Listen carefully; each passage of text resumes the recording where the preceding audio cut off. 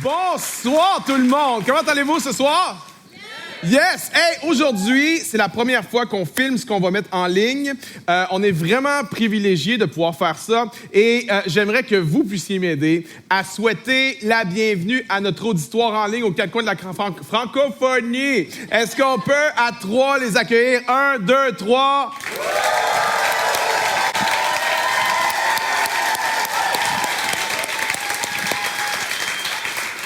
Combien d'entre vous étaient là la semaine passée pour la bénédiction?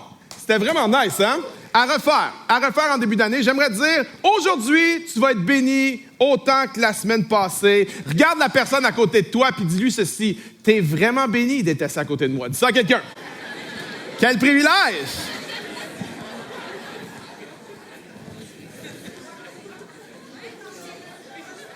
Si je vous dis le mot « église », à quoi vous pensez? C'est quoi l'image mentale que tu as quand je dis église? Peut-être que c'est ceci. Un stage, la louange, les musiciens. Peut-être que c'est ceci. Un bâtiment. Mais quelle image mentale les premiers chrétiens avaient lorsqu'on disait le mot église? On a trouvé, les archéologues ont trouvé, une des premières représentations de l'église. Elle date de presque 2000 ans. Elle date du début du 2e siècle, vers l'an 110 après Jésus-Christ. Et on a trouvé cette fresque-là dans les catacombes de Rome, en quelque part. On a trouvé ce truc-là. Et voici la première représentation connue de l'Église. Bon, je sais, c'est une fresque de 2000 ans. On voit pas grand-chose, OK? En fait, c'est une table. C'est 7 personnes assis autour d'une table, avec sur la table du pain, du vin et du poisson. Intéressant, vous pourrez aller voir sur Internet, ça s'appelle la fresco panis et on peut le voir mieux sur l'écran. Les premiers chrétiens, lorsqu'on leur disait le mot « église », ce qu'ils avaient en tête, c'est ça. La table. Pendant des siècles, le pôle gravitationnel de l'Église était la table. Et c'est pas surprenant. Lorsqu'on lit, par exemple, l'Évangile de Luc, on s'aperçoit que soit Jésus sort d'un repas, soit Jésus est à un repas, ou soit Jésus s'en va à un repas. En fait, tu lis l'Évangile de Luc, tu dis, mais c'est juste d'un repas à l'autre, d'un party à l'autre. Et il y a quelqu'un qui dit, faut que tu fasses attention. Parce que si tu manges comme Jésus, sans marcher comme Jésus, tu vas te retrouver à ressembler à Bouddha. OK? Attention. La table était au cœur des pratiques de la vie de Jésus de Nazareth. Mais la table aussi était au cœur des pratiques des premiers chrétiens. Acte 2, verset 42, regardez ce que ça nous dit. C'est une description de la première Église. OK? L'Église vient de naître, c'est tout nouveau, et il y a une description de l'Église. Et voici ce que ça nous dit. Ils persévéraient dans l'enseignement des apôtres, dans la communion fraternelle, dans la fraction du pain et dans les prières.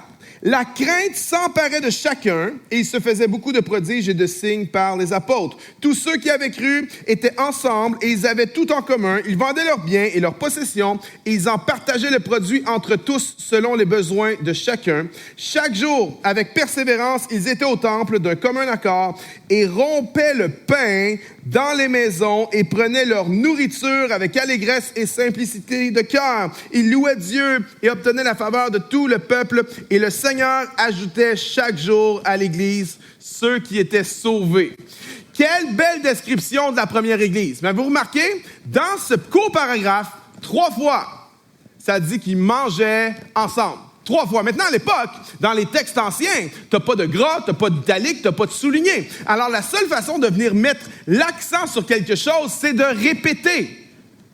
La seule façon de mettre l'accent sur quelque chose, c'est de répéter. La seule façon de mettre l'accent sur quelque chose, c'est de répéter. La table était au cœur des pratiques de la vie de Jésus et la table était au cœur des pratiques de la vie des premiers chrétiens. Et si je vous disais aujourd'hui que la table est la solution à la majorité des grands problèmes de notre société occidentale, Et si je vous disais aujourd'hui que la table est la solution à la majorité des grands problèmes qu'on rencontre dans l'Église aujourd'hui? En 2014, il y a un article qui était paru dans le Atlantic et l'auteur venait faire la corrélation entre le nombre de fois par semaine qu'une famille mange ensemble avec les enfants et de comment les enfants vont dans toutes sortes de sphères. Et on a remarqué qu'il y a une évidence que lorsque la famille mange ensemble sur une base régulière, ces enfants-là ont moins de chances de souffrir d'obésité, de dépression, d'anxiété et qu'ils ont de meilleurs résultats scolaires que les autres. Et les résultats, les données sont tellement probantes que certains professionnels de la santé ont dit que la solution pour le bien-être des enfants, c'est de manger en famille. Mais on ne prend plus le temps de faire ça. On ne prend plus le temps de s'asseoir à la table. On cuisine plus, on est toujours distrait, on dépense autant en resto qu'en épicerie, l'obésité est au plafond, c'est seulement 17% des familles qui s'assoient régulièrement pour un repas, 17%, et dans ce 17%, la moitié, lorsqu'ils le font, s'assoient soit avec la télé ou avec les cellulaires. Wow! Fait qu'on est autour du 7-8%, là. En 1960, la durée du repas familial était en moyenne de 90 minutes. En 2002, la durée du repas familial est de 22 secondes. Non, 12 minutes. 12 minutes. Et si je vous disais que la table est la solution à la majorité de nos grands problèmes de société aujourd'hui, et si je vous disais que la table est la solution à la majorité des grands problèmes qu'on rencontre dans l'Église aujourd'hui, la table fait toute la différence. Pas surprenant que l'ennemi soit après notre table. Pas surprenant que l'ennemi va déployer tous ses efforts et toutes ses stratégies pour nous voler la table. Aujourd'hui, je veux parler à quelqu'un qui veut grandir spirituellement. OK? Parfois, les pasteurs, on essaie de convaincre des gens qui veulent pas grandir spirituellement à vouloir grandir spirituellement. Mais si c'est toi aujourd'hui, désolé, t'as pas choisi le bon dimanche. OK? Reviens la semaine prochaine, le message va peut-être être pour toi. Ce soir, je veux m'adresser à des gens qui veulent grandir spirituellement. Est-ce qu'il y a des gens qui veulent grandir spirituellement dans la place? Faites du bruit. Allez, faites du bruit. Allez. À toi qui veux grandir spirituellement, je te dis ceci. Tu as besoin d'une table. Tu as besoin d'être intentionnel à avoir une table. Et nous, à la chapelle, on a plus que 80-90 tables. On appelle ça des 5 à 7. C'est des groupes de 3 à 12 personnes qui se réunissent dans les maisons la semaine pour prier, manger, pour lire la Bible ensemble et pour avoir une connexion ensemble et avec Dieu. On a différentes tables. La plupart d'entre elles ont de la bouffe. Certaines d'entre elles servent un repas complet. D'autres vont servir seulement une collation. Certains vont s'asseoir littéralement autour d'une table avec des chaises. D'autres vont plus s'asseoir autour du salon sur des sofas ou par terre. Mais dans tous les cas, tous nos 5 à 7 ont en commun quelque chose. La communauté, la bouffe, et c'est centré sur Jésus. Si tu veux grandir spirituellement, tu as besoin d'une table, tu as besoin d'un 5 à 7. En 2016, l'Institut Barna a fait une étude et on a posé la question à plusieurs chrétiens, c'est quoi votre méthode favorite pour la croissance spirituelle?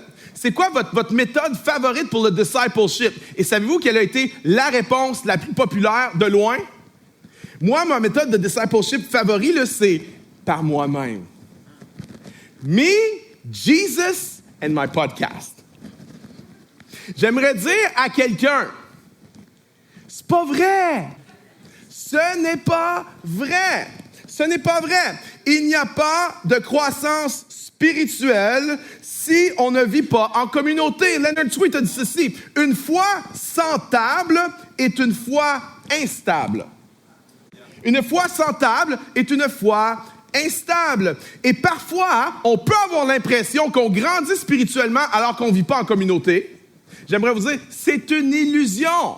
Ce n'est pas vrai. Nous ne pouvons pas grandir spirituellement si on ne vit pas en communauté. Si je dis formation spirituelle, si je dis grandir spirituellement, à quoi tu penses?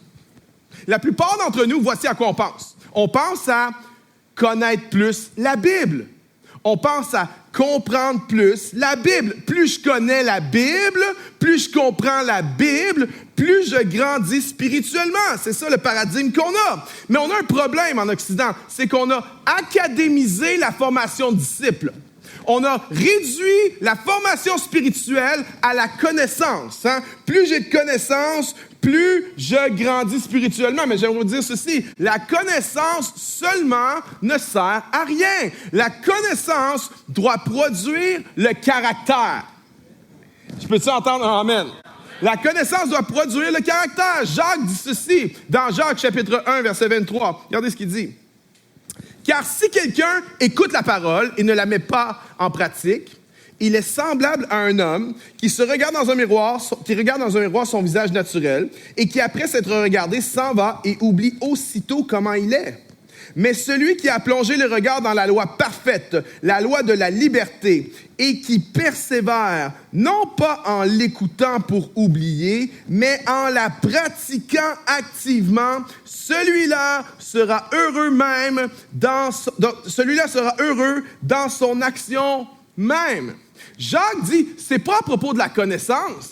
C'est pas à propos juste de connaître, d'entendre la parole. Jacques dit, la vraie croissance spirituelle, c'est à propos de pratiquer la parole. Parce que si tu pratiques pas, tu vas pas grandir. Puis il y a des gens qui pensent que pratiquer, c'est maîtriser comme ça. Non, pratiquer, c'est ta pratique. Tu vas à ta pratique, tu shootes au net, tu shootes à côté, puis tu shootes à côté, puis tu shootes encore, jusqu'à temps que tu shootes dedans. Tu pratiques. C'est la pratique de la connaissance qui nous fait grandir spirituellement. C'est dangereux, et ça, c'est le cas de la plupart d'entre nous ici. On est éduqués bien au-delà de notre niveau d'obéissance. On connaît la Bible bien au-delà de notre niveau d'obéissance, et c'est dangereux. Parce que lorsqu'on grandit en connaissance sans pratiquer la parole, ça vient comme nous inoculer à l'Évangile. Et c'est comme s'il y a quelque chose en nous qui commence à se dessécher avec le temps, puis on se demande, mais comment ça se fait que ça me touche plus? Comment ça se fait que je lis la Bible, ça me parle pas? Comment ça, je vais à l'église, puis c'est comme bof? Peut-être que c'est parce que t'écoutes, t'entends, mais tu mets pas stratégiquement en application.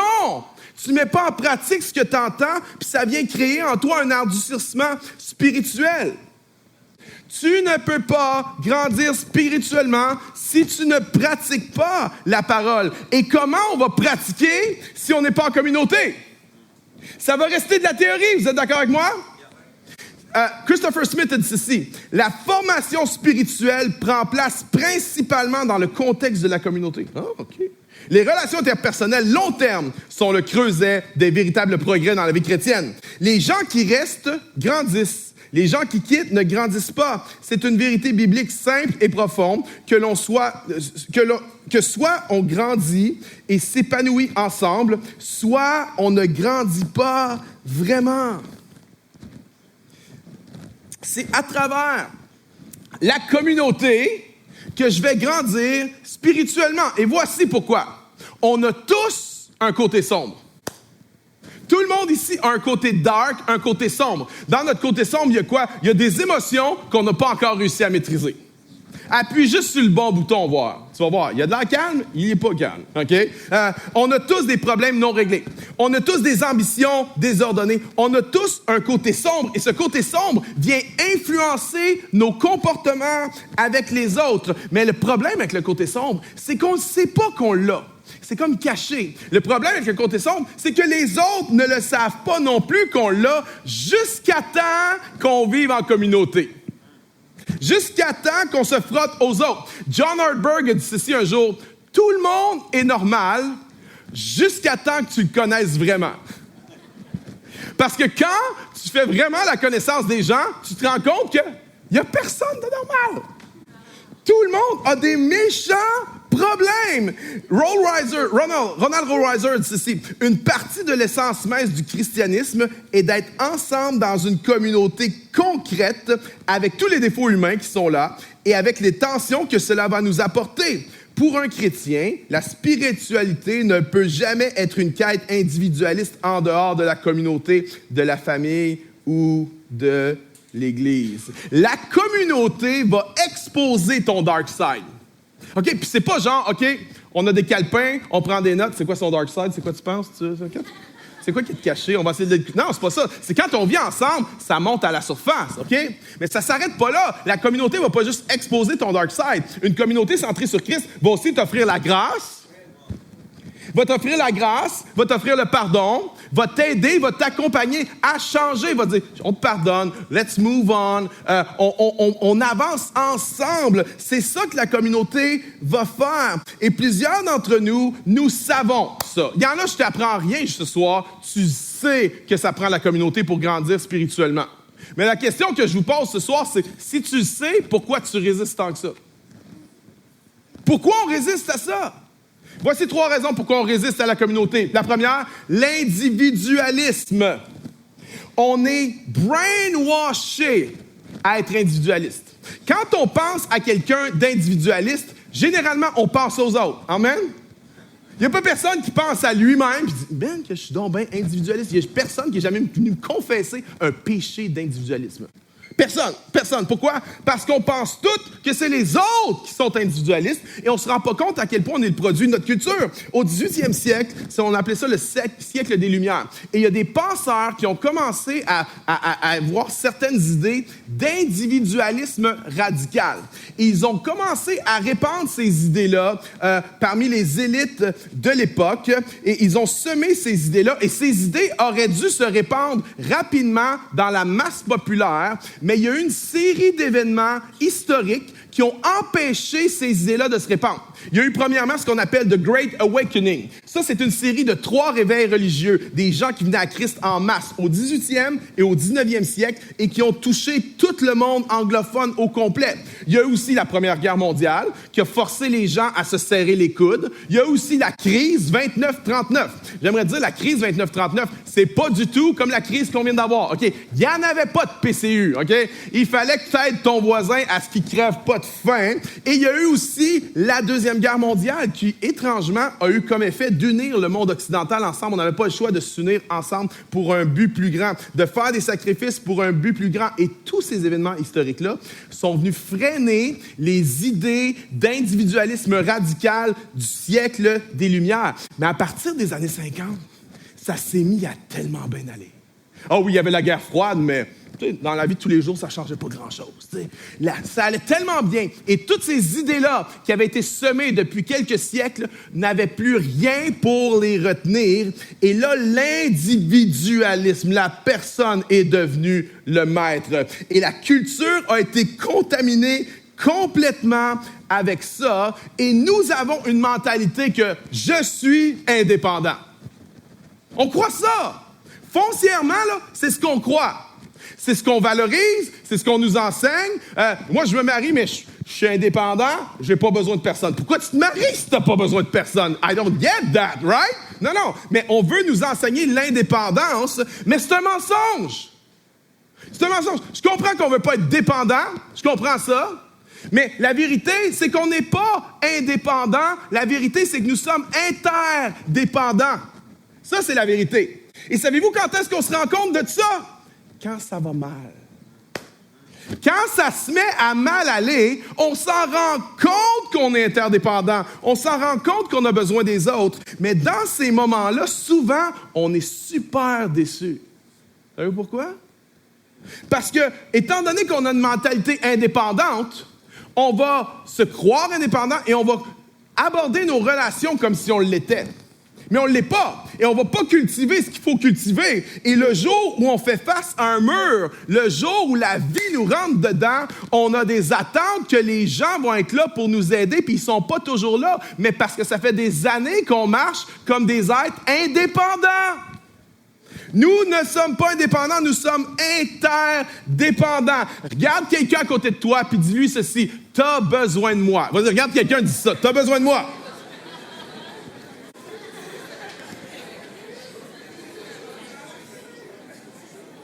On résiste à la communauté à cause qu'on est foncièrement individualiste.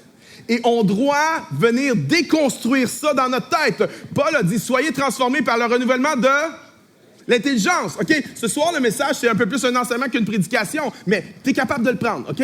Tu es intelligent. Dis pas, oh, Dave, il est compliqué à soi. Non, tu es intelligent, tu es capable de comprendre. Soyez transformés vers le renouvellement de l'intelligence.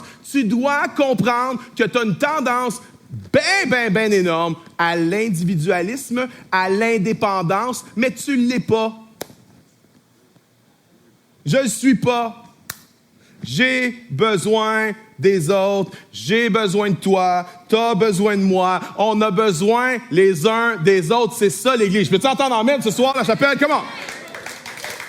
All right.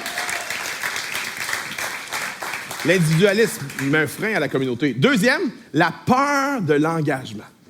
On a-tu peur de s'engager? Ça, c'est quelque chose, là. On approche nos relations avec une mentalité de consommation. Alors, qu'est-ce que ça fait? OK, qu'est-ce qu'elle va m'apporter, cette relation-là? Comment je vais me sentir dans cette relation-là? Est-ce que ça va augmenter mon brand? Est-ce que ça va diminuer mon brand? Et comme on approche nos relations avec une mentalité de consommation, ce que ça fait, c'est qu'on s'engage rarement. Pourquoi? Parce que si tu t'engages, tu te fermes des options, là. Puis là, tu es un consommateur, tu veux juste avoir le meilleur de tout, mais on est comme dans cette... On ne s'engage pas, mais il n'y a pas de communauté sans engagement. Il n'y a pas de communauté sans engagement. Ça n'existe pas.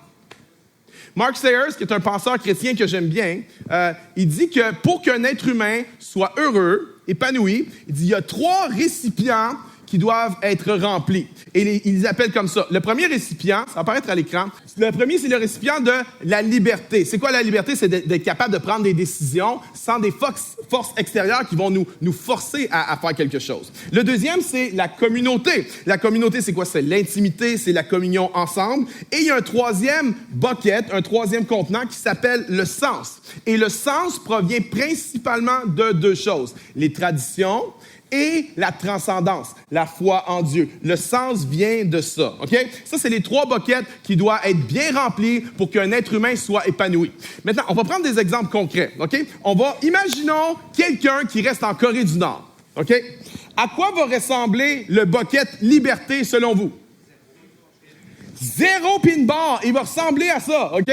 Ça, en Corée du Nord, il n'y en a pas de liberté. Kim Jong-un décide de tout ce que tu fais, OK? Le bucket communauté, à quoi vous pensez que ça va ressembler en Corée du Nord? C'est élevé. Étrangement, oui. Est-ce qu'on peut le mettre? Oui, merci. Étrangement, le bucket communauté est élevé. Pourquoi? Parce qu'ils ont quand même une cause commune, complètement folle, mais ils ont une cause commune, et à travers cette cause commune-là, ils ont un sentiment de communauté élevé.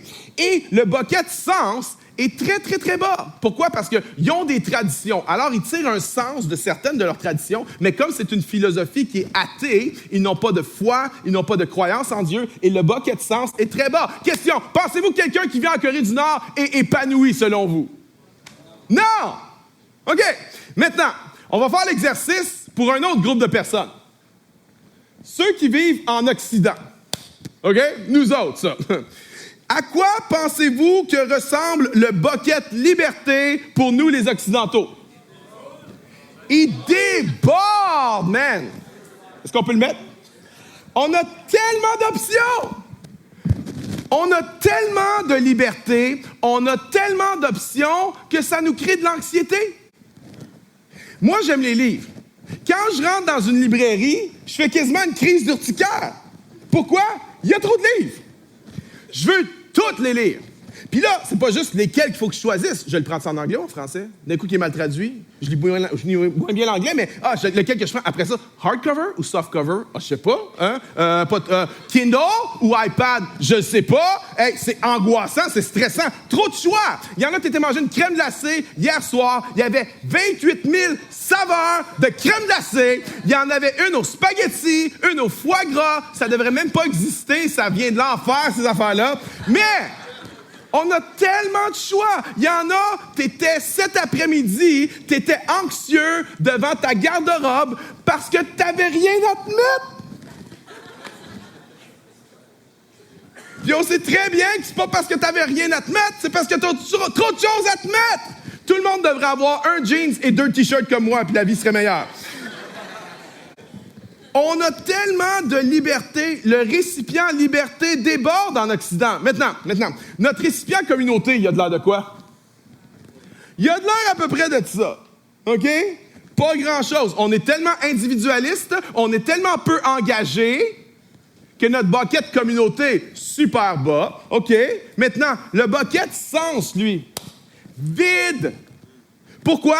On a mis les traditions dehors, on ne peut pas trouver du sens là-dedans. Les traditions, c'est tout du caca, il faut tout déconstruire ça. Puis la transcendance, la foi en Dieu, ces choses-là. Voyons donc, qu'est-ce que c'est ça, ces niaiseries-là? On a mis ça dehors. Alors, nous n'avons rien dans le bucket sens. On a un bucket liberté qui déborde, puis on a un bucket communauté très bas. Et Mark Sayers, ce qu'il dit, c'est que ça, ces trois-là, c'est le parfait cocktail pour l'anxiété.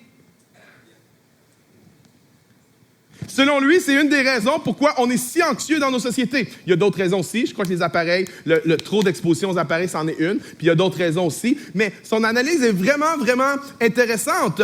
Et voici le paradoxe. C'est que on meurt. Le sens, OK, notre bucket sens en Occident, il est vide, mais les gens ne le sentent pas trop. Parce qu'on est étourdi par toutes sortes de choses, on est étourdi par toutes sortes d'affaires. Puis le sens, c'est comme, c'est pas concret, hein, tu sais. C'est quoi le sens? Je sais pas. Les gens le ressentent moins ou le voient moins. Par contre, s'il y a un bucket qui n'est pas plein, puis qu'on le voit, puis qu'on le ressent très fort, c'est celui de la communauté.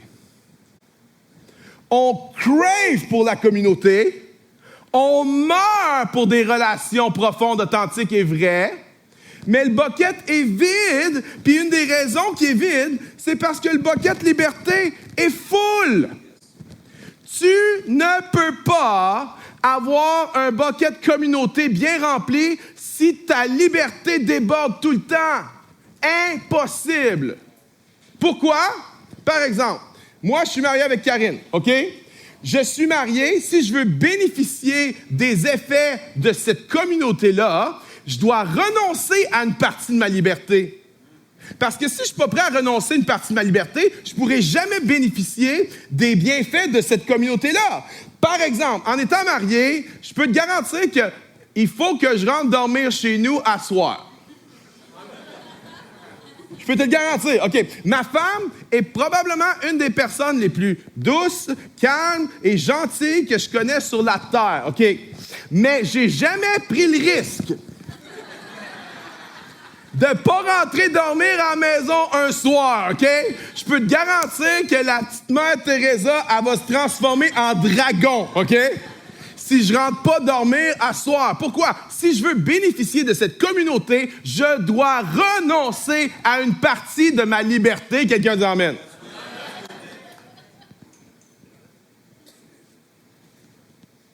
Et c'est ça le problème. On ne veut pas renoncer à notre liberté. Parce qu'on ne veut pas s'engager, on veut garder nos options ouvertes, mais c'est la même affaire pour l'Église.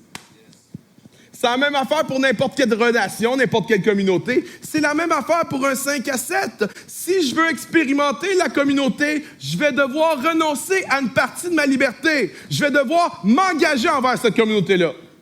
M'engager à être là.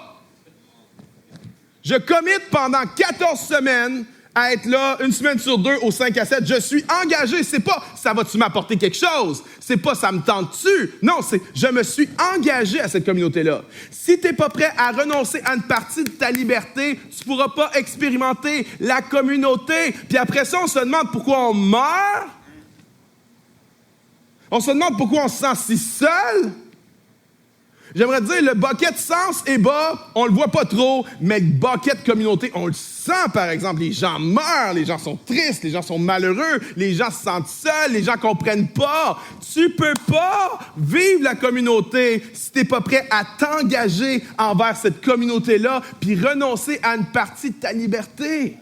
Ce qu'on a besoin, c'est d'un bucket liberté plein, bien rempli, OK? Mais pas rempli selon l'esprit de ce monde. L'esprit de ce monde dit, la liberté, c'est je fais ce que je veux, quand je veux, avec qui je veux, comme je veux. Non. Le bucket liberté, selon le Nouveau Testament, selon l'enseignement de Jésus de Nazareth et de l'apôtre Paul, le bucket liberté, c'est d'être libre des désirs de la chair, d'être capable de dire non à la chair, d'être capable de dire oui à l'esprit. C'est ça la vraie liberté, OK? Et c'est ça qui nous remplit, qui donne un sens sens, un bucket liberté haut, un bucket communauté élevé et un bucket sens élevé. L'individualisme nous empêche de goûter la communauté. La peur de l'engagement nous empêche. Et voici un troisième. Embrasser l'idéal de la communauté sans embrasser la réalité de la communauté. Voici pourquoi on a de la misère à vivre la communauté. Parce qu'on croit dans un idéal, puis on embrasse cet idéal-là. Mais on n'embrasse pas la réalité, par exemple. Lorsqu'on lit le passage de tout à l'heure, là, Acte 2, c'est beau, hein? C'est beau, c'est inspirant. L'Église primitive, c'est comme, wow, ça, c'est la vraie affaire. La vraie affaire, t'as oublié que ça disait qu'ils ont partagé tous leurs biens, hein? On attend que tu nous amènes toute ta paye la semaine prochaine.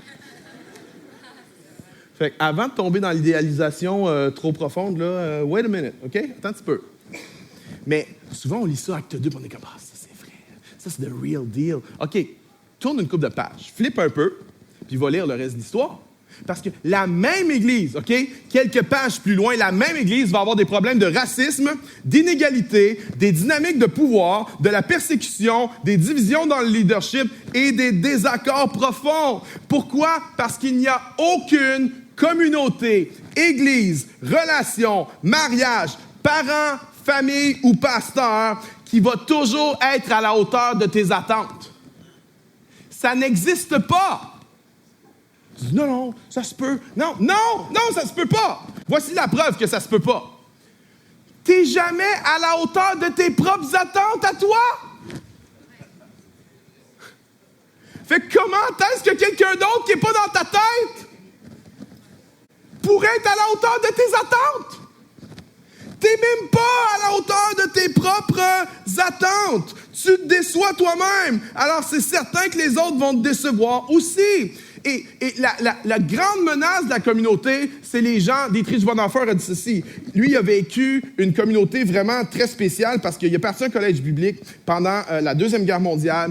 Il a caché ça dans les montagnes en Allemagne. C'était caché. Puis, c'était pour former des pasteurs à l'abri des nazis. Puis, ils ont vécu pendant 2 ans une communauté vraiment fermée ensemble. Puis, il a écrit un livre formidable qui s'appelle « De la vie communautaire » dans lequel il raconte son expérience. Et il dit ceci, il dit « Le plus grand dommage qui peut être fait à la communauté, c'est les gens qui sont plus en amour avec l'idée de la communauté qu'avec la communauté elle-même. » Bonhoeffer ne dit pas « Hey, le plus grand dommage à la communauté, là, c'est le monde qui sont vraiment difficiles à vivre. » Tu sais, c'est les grincheux, les babouneux, les... Alors, eux autres, je te dis, là, c'est une menace à la communauté. Non, c'est pas ça qu'il dit. Il dit, la plus grande menace à la communauté, il dit, c'est les gens qui sont plus en amour avec l'idée qu'avec la communauté vraiment. C'est facile d'aimer une idée, hein? C'est facile d'aimer l'idée de l'Église. Facile. C'est facile d'aimer l'idée de la famille, l'idée du mariage. C'est facile d'aimer l'idée d'un 5 à 7. Facile, ça. Mais c'est beaucoup plus difficile d'aimer Jonathan quand il parle la bouche pleine dans son 5 à 7. Okay? C'est vraiment plus difficile. Il y a un fossé entre notre idéal de la communauté puis la réalité de la communauté. Mais regardez ce qu'un leader d'une communauté chrétienne a écrit un jour. C'est trop profond. Regardez ce qu'il dit. Presque tout le monde trouve ses premiers jours dans la communauté idéale. Ça a l'air tellement parfait. Ils se sentent entourés de saints, de héros, ou du moins de gens exceptionnels. Et puis, vient la déception. Plus grande était leur idéalisation de la communauté au départ. Plus grand est le désenchantement. Si les gens gèrent bien et traversent cette seconde phase, ils arrivent à une troisième phase de réalisation et de vrai engagement. Ils ne voient plus les autres membres de la communauté comme des saints ou des démons, mais comme des personnes, chacun avec sa mixture de bon et de mauvais, de ténèbres et de lumière, qui sont en croissance. Ils acceptent la communauté et les autres membres comme ils sont. Ils sont confiants qu'ensemble, ils peuvent grandir vers quelque chose de plus beau. Puis c'est tellement bien dit. Si quelqu'un est d'accord, tu devrais dire « Amen » puis applaudir.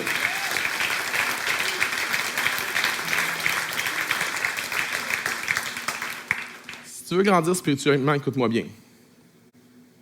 La croissance spirituelle prend place dans un espace qui est entre l'idéal de la communauté et la réalité de la communauté. C'est là que la croissance spirituelle va prendre place.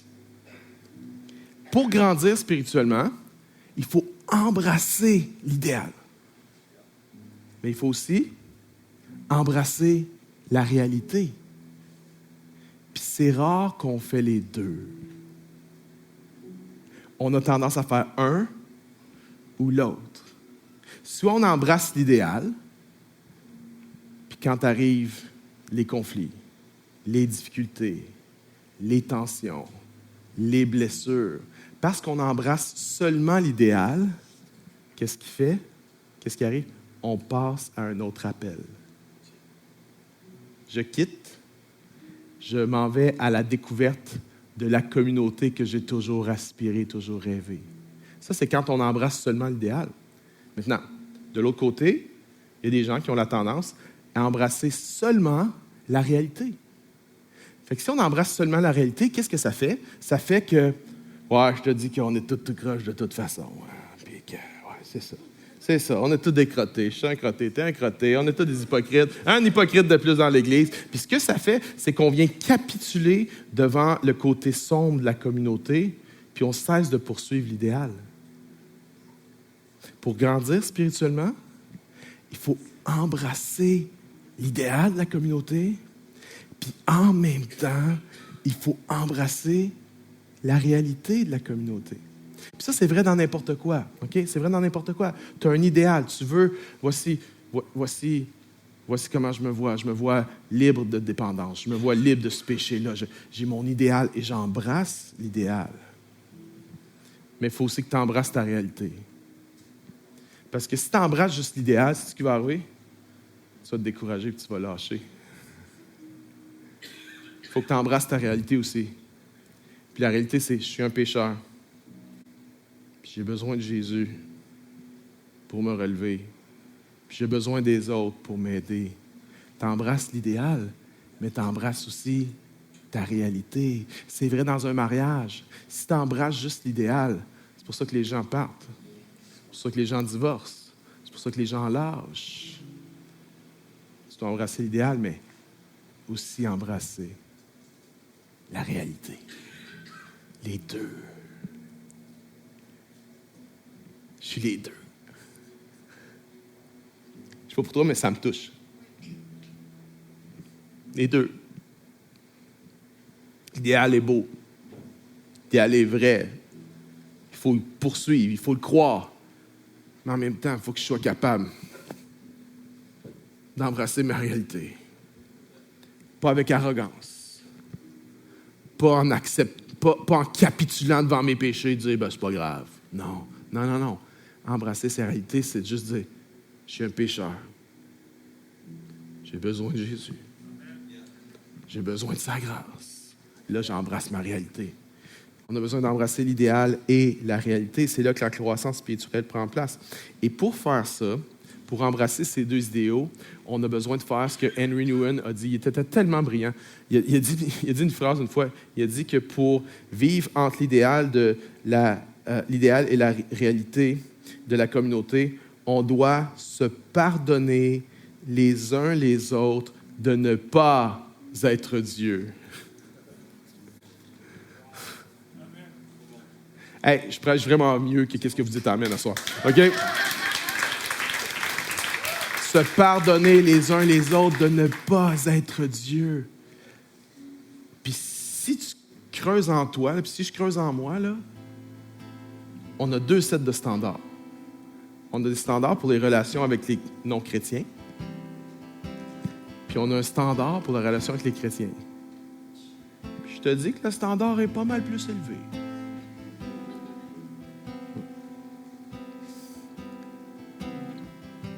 L'idéal. Mais la réalité. Ça fait combien de temps qu'on travaille ensemble? Une quinzaine d'années? Avec une pause au milieu, peut-être. T'sais. En 15 ans, là, on s'est blessé bien des fois. Mais on ne va pas arrêter de poursuivre l'idéal pour autant. mais on va embrasser notre réalité aussi. Parce que si on n'embrasse pas notre réalité, ce qui va arriver, c'est que on va se déchirer. On va se mettre à être aigris l'un contre l'autre.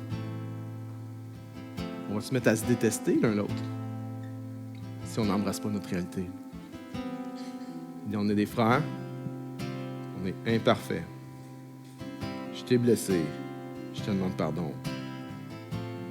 Tu m'as blessé, tu me demandes pardon. On embrasse notre réalité, puis on avance. C'est ça la communauté. Puis, il y a des gens ici, là, tu as été blessé.